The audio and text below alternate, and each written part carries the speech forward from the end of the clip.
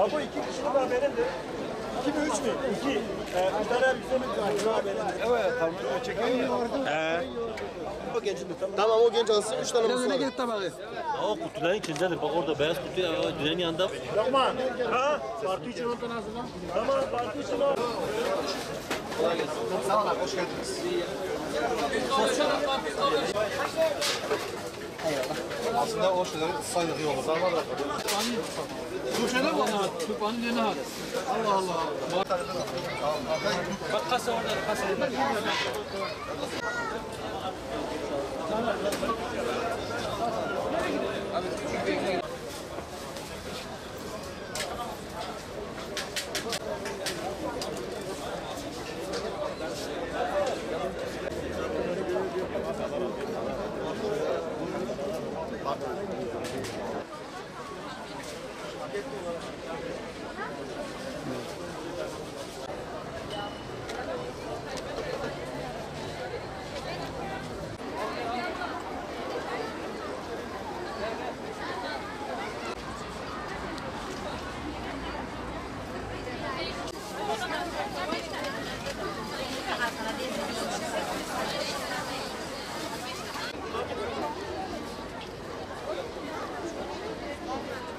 Batman Umut Kervanı olarak geleneksel hale getirdiğimiz kermesimizi elhamdülillah bu yılda açtık.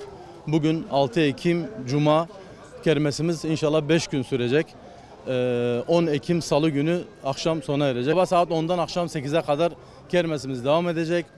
Batman halkımıza, hayırseverlerimize buradan sesleniyoruz. Kardeşlerimize alışverişlerini kermesimizden yapsınlar. Muhtaç ve timlerimize umut olsunlar. Şu anda kermesimizde hali hazırda hazır ev yapımı yemeklerimiz elhamdülillah gönüllülerimiz getiriyorlar.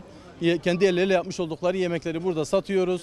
Meyvemiz var, şarküteri reyonumuz var, dönerimiz var vesaire.